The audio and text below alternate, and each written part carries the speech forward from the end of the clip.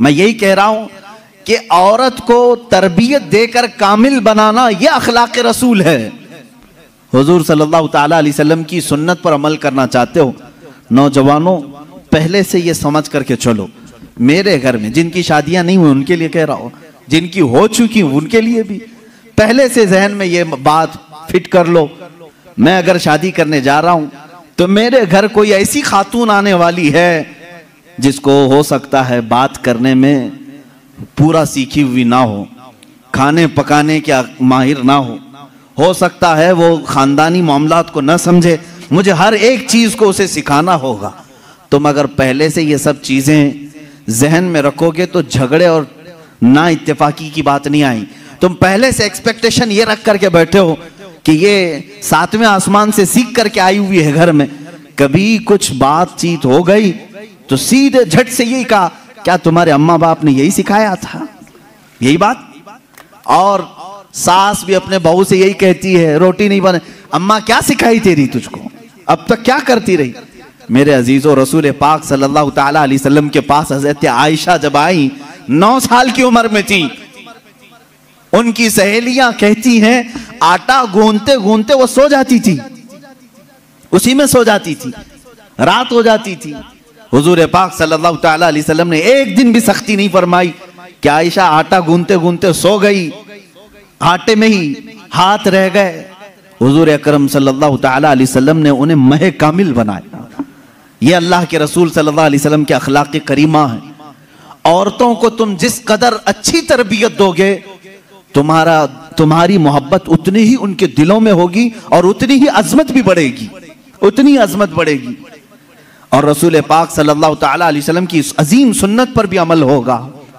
बाज लोग ये सोचते हैं कि फुल हाई क्वालिफाइड चाहिए, पूरी तरह से मैच्योर चाहिए, तो तुम्हारा ये एक्सपेक्टेशन बाज दफा तुम्हें धोखा दे देता है। तुम जो कुछ भी सोच करके रखे हो वो नहीं आई, चिड़चिड़ हो जाता है, दिमाग में अलग अलग वसवसे आने लगते हैं, फिर दूसरे का ख्याल आने लगता है, और फिर दूसरी भी वैसी निकली तो क्या करोगे? इसीलिए अखलाक रसूल ये है। अल्लाह के नबी सल्लल्लाहु अलैहि वसल्लम के पास वो औरतें आई जो अलग अलग खानदान की थी, अलग अलग मिजाज की थी, अलग अलग कबीलों की थी। अरे यहूदियों के खानदान से हुई बिन अख्तब की बेटी सफिया रज़ियल्लाहु ताला अन्हा हुजूर के घर आई। उनके पूरे रस्म और रिवाज अलग थे, सारे खानदानी मामलात अलग थे, लेकिन क्या कभी वो मिसमैच हुई हुजूर के साथ? रसूल पाक सल्लल्लाहु ताला अलैहि वसल्लम ने उनके साथ भी जिंदगी कैसे गुजारी? हजरत सफिया रज़ियल्लाहु ताला अन्हा हुजूर सल्लल्लाहु ताला अलैहि वसल्लम की बारगाह में जब आई, देखें हुजूर अदल कैसे करते थे बीवियों के साथ। ये खानदान था बनी इसराइल का, यहूदियों का। हजरत मूसा अलैहिस्सलाम से जो चला है वो खानदान था। मूसा अलैहिस्सलाम की औलाद वो मदीने तैयबा में थी, उन्हीं के खानदान से हजरत सफिया आई थी। जब शादी हुई तो औरतों में आपस में बातें होती रहती, सौतनों के मामलात रहे। हुजूर की एक ज़ौजा हजरत आयशा हैं जिनके बाप सिद्दीक़ अकबर हैं। एक ज़ौजा हुजूर की हजरत हफ्सा हैं जिनके वालिद उमर इब्न खत्ताब हैं रदियल्लाहु ताला अन्हु। एक हजरत अबू बकर की बेटी हुजूर के निकाह में है, एक हजरत उमर की बेटी हुजूर के निकाह में। ये दोनों मिलती थी तो बड़ी लंबी बातें भी होती थी। खानदान एक था, इनके बीच में हजरत सफिया आ गई, अलग खानदान की, यहूदी खानदान से आई थी, लेकिन हुजूर के निकाह में आई थी। हजरत सफिया को दोनों छेड़ने लगी। क्या कह करके?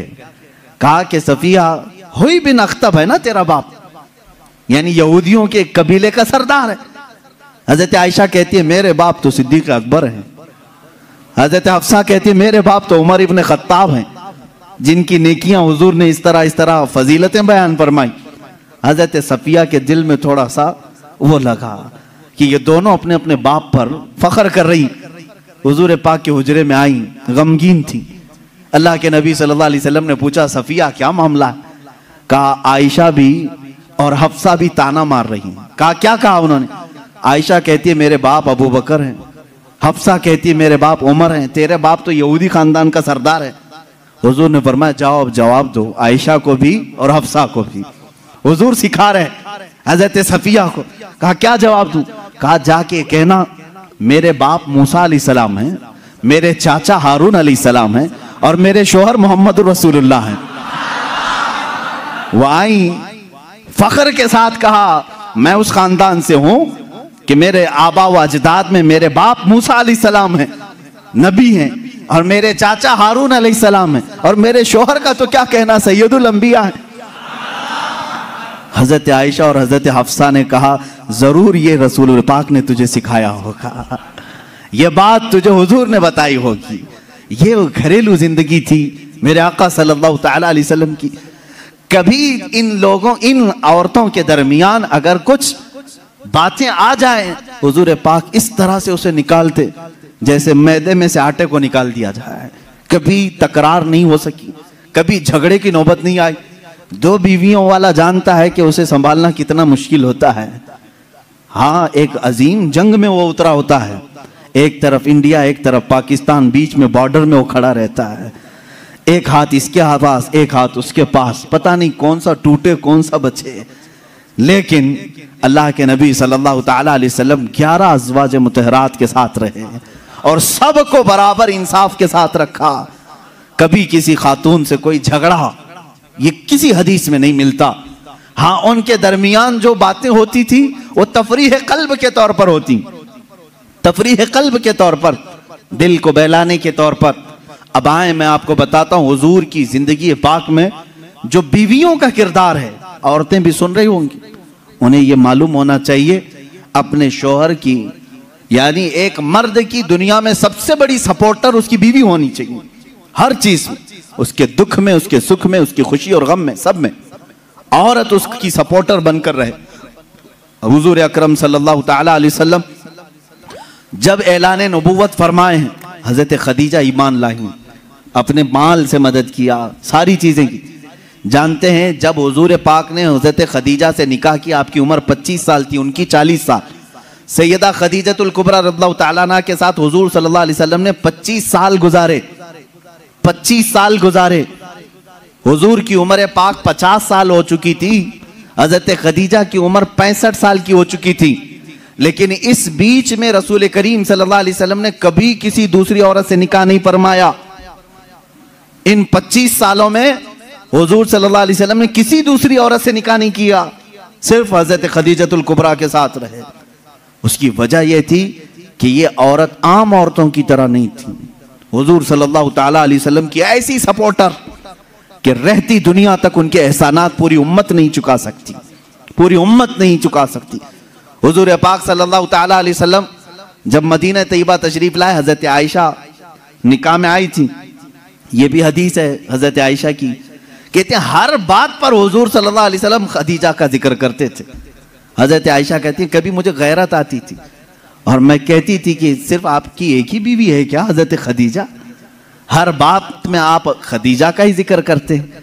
हुजूर सल्लल्लाहु तआला अलैहि वसल्लम हजरत आयशा से कहते, आयशा हाँ, वो उस बीवी की तरह कोई दुनिया में आ ही नहीं सकती, मैं उसका जिक्र हमेशा खैर के साथ करता रहूंगा। हजरत आयशा सिद्दीका जब कभी हजरत खदीजा के मुतालिक सवाल करती, मेरे आका फरमाते जब पूरे मक्का वालों ने मुझे झुटलाया था तो खदीजा ने अपनाया था। जब लोग मुझ पर सोशल बाइकाट कर चुके थे, खदीजा ने अपना पूरा माल मुझ पर कुर्बान किया था। जब लोग हमें अपने घरों से दूर कर चुके थे तो खदीजा मेरे साथ दिन और रात रहा करती थी। हुजूर सल्लल्लाहु तआला अलैहि वसल्लम के लिए ये कैसी सपोर्टर थी जानते? गारे हिरा 3000 फीट ऊंची पहाड़ी आज भी मक्का में मौजूद है। मेरे आका सल्लल्लाहु तआला अलैहि वसल्लम अपनी इबादतों के लिए गारे हिरा जाते थे और वहां कभी कभार 2-2 दिन 3-3 दिन तक आप क़याम फरमाते। हुजूर पाक सल्लल्लाहु तआला अलैहि वसल्लम के लिए हजरत खदीजा अपने घर से खाना लेकर दिन में 2 मरतबा, कभी 2 दिन में 3 मरतबा ऊपर चढ़ करके जाया करती। आज जो गए हैं उम्रा या हज के लिए, जिन्होंने चढ़ाई की होगी उन्हें मालूम है, एक बार चढ़ के आने के बाद 8 दिन सो जाते हैं लोग, इतनी तकलीफ होती है। बहुत ऊंची पहाड़ी है और माँ सैयदा खदीजतुल कुबरा रज़ियल्लाहु तआला अन्हा रोजाना अपने रफीक हयात सरकार दो आलम सल्लल्लाहु अलैहि वसल्लम के लिए अपने घर से खाना लेकर उतनी बुलंदी पर जाती। और कभी हुजूर सल्लल्लाहु अलैहि वसल्लम उतर रहे होते गारे हिरा से, या अपने घर के बाहर आकर खड़ी होकर इंतजार करती। लोग गुजरने वाले कहते हैं खदीजा आ जाएंगे तेरे शौहर, अभी ऊपर से उतर रहे हैं, तो बाहर क्यों खड़ी है, छांव में खड़ी हो जा।